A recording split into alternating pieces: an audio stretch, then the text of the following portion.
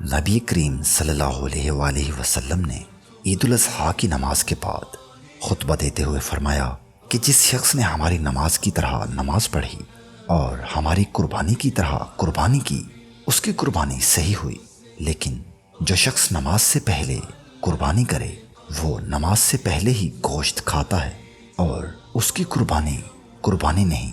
ابو بردہ بن نیار رضی اللہ عنہ یہ سن کر بولے کہ یا رسول اللہ صلی اللہ علیہ وآلہ وسلم، میں نے اپنی بکری کی قربانی نماز سے پہلے کر دی۔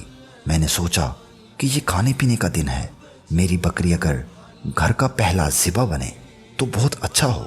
اس خیال سے میں نے بکری ذبح کر دی اور نماز سے پہلے ہی اس کا گوشت بھی کھا لیا۔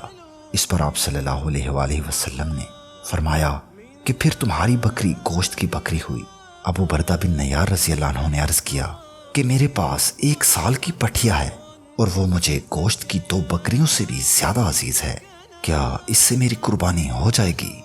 آپ صلی اللہ علیہ وآلہ وسلم نے فرمایا کہ ہاں، لیکن تمہارے بعد کسی کی قربانی اس عمر کے بچے سے کافی نہ ہوگی۔